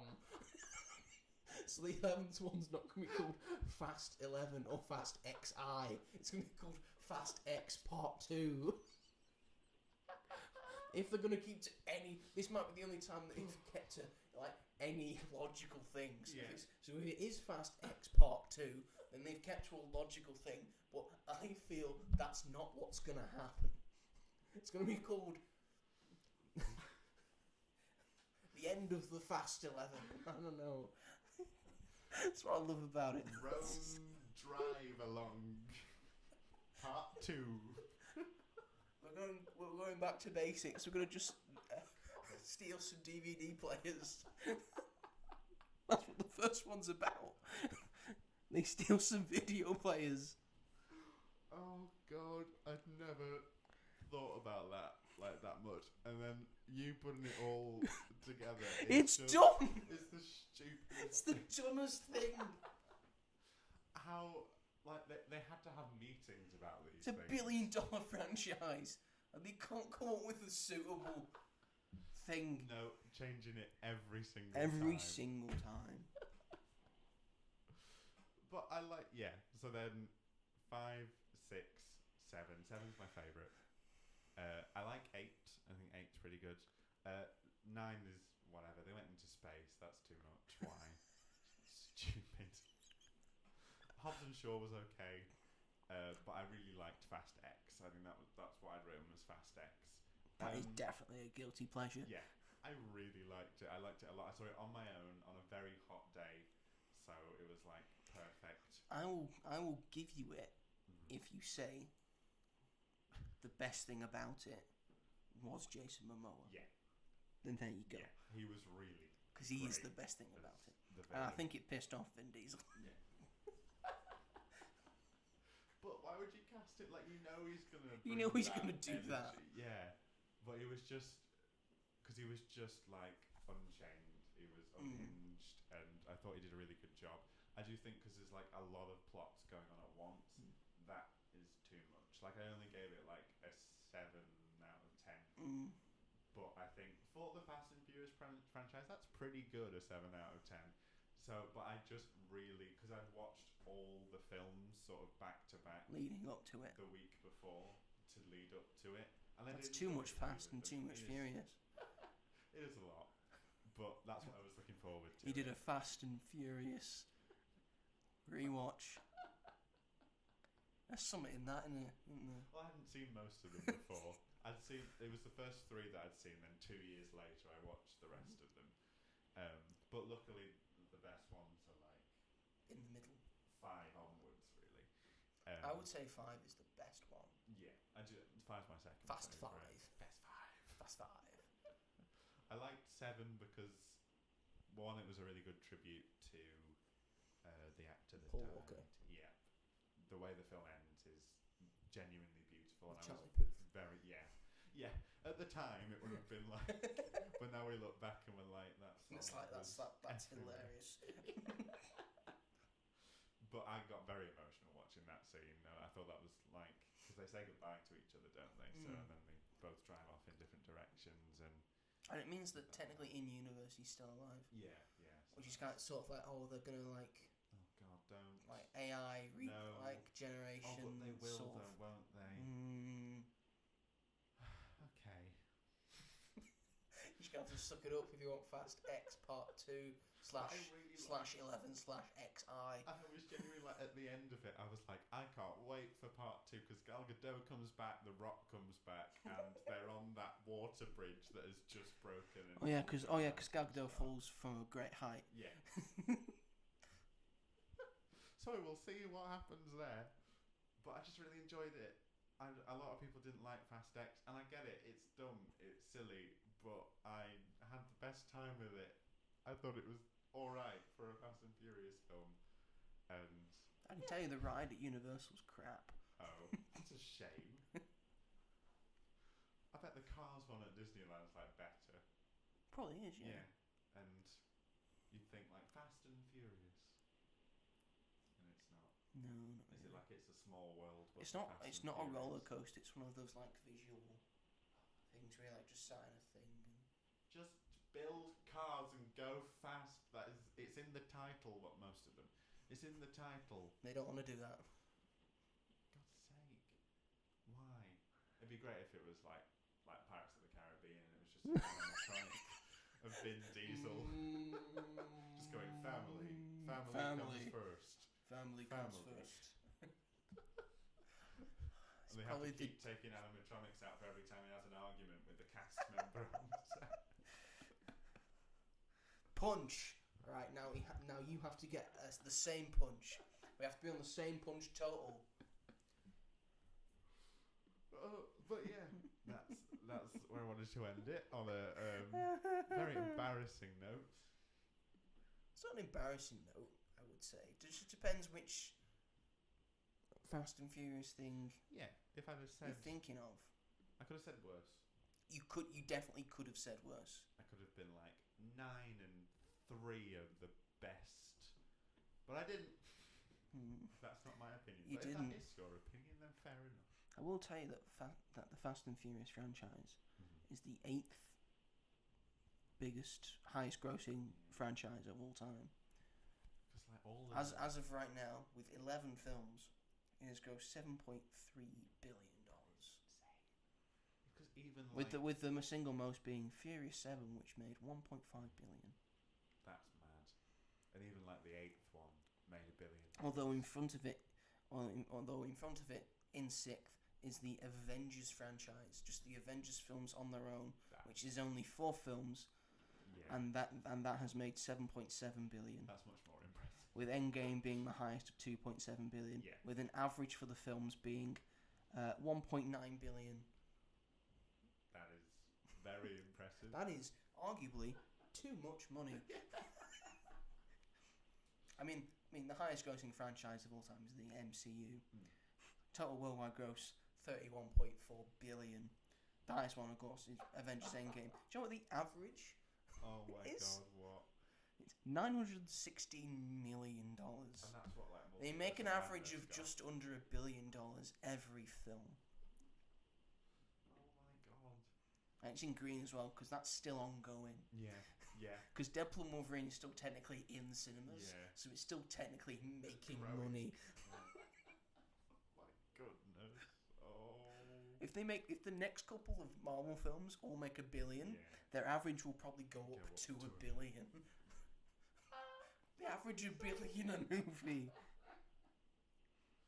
Although further down in 15th is the Avatar franchise, which on 2 films has currently made $5.2 billion and has an average of $2.6 billion a movie. That is very impressive, but...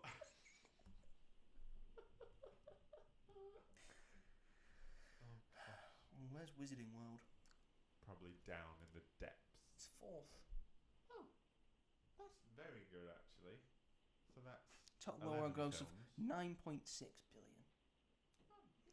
I will say between the second highest grossing franchise and the first highest grossing franchise, there's 21 billion in it.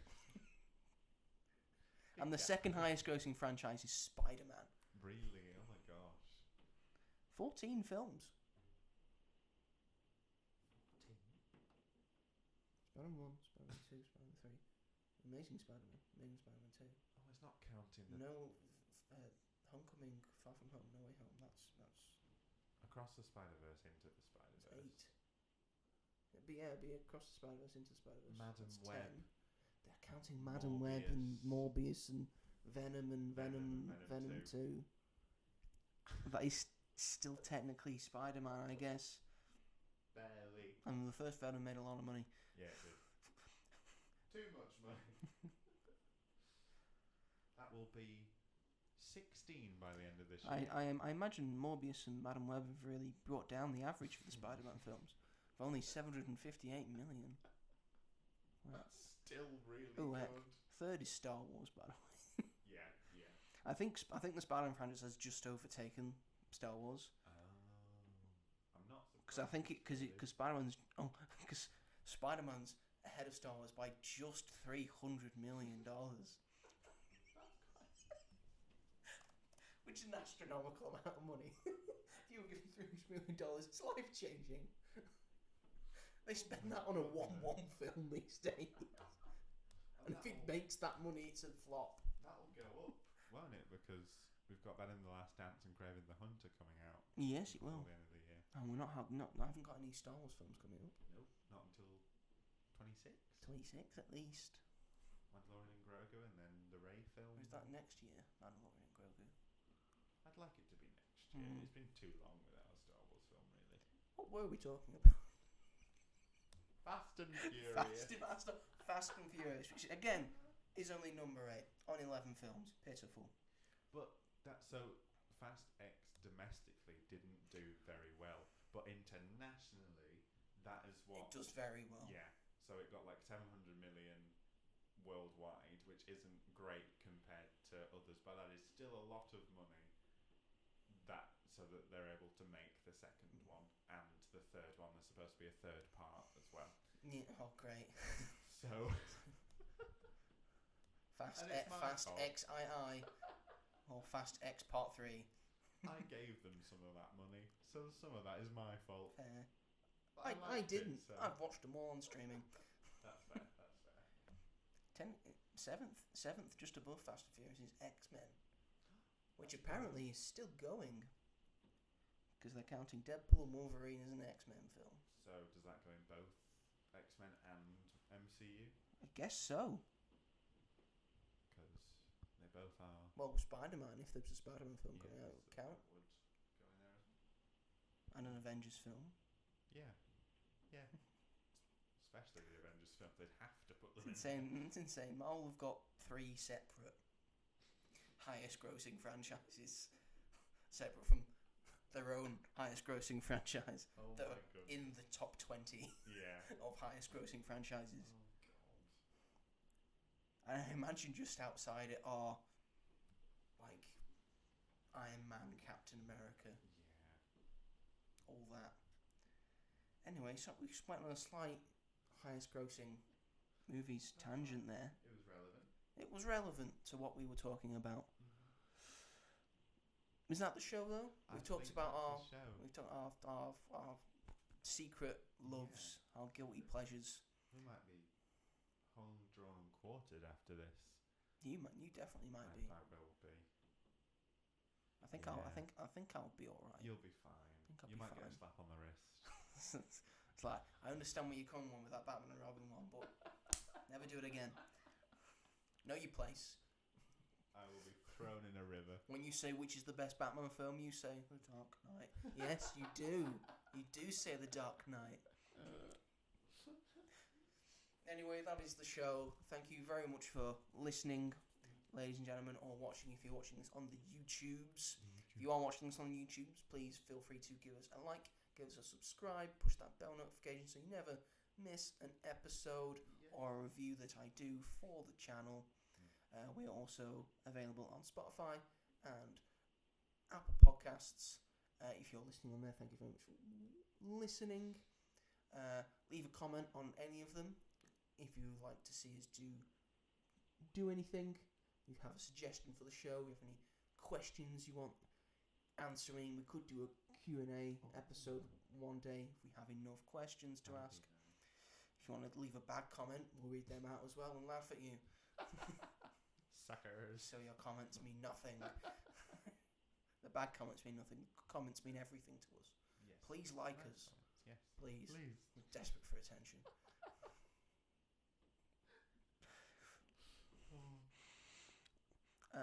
Robert is available to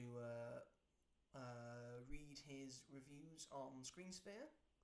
If you would like to do that, I'm available on As Yet Untitled. Letterboxd as well. And he's available on Letterboxd as well, as am I. Newt Potter. Sorry for the username. That was about 5 years ago when I made that account. Yes, when it was more relevant. It's called Rob on Film as well. Rob on Film. Rob on Film. Rob on Film. Do you get it? Yeah. Do I? I don't think I do. It's better. Are you Ginge 101 on Letterboxd? Yes. I knew it was your account because I looked at my It's got friends. Scourge on it. Yeah. Because it's the behold my stuff. I used to have that on my bedroom door Oh yeah. because it's got all of my stuff in it. all of my That's very clever actually. all of my tat. It's not tat.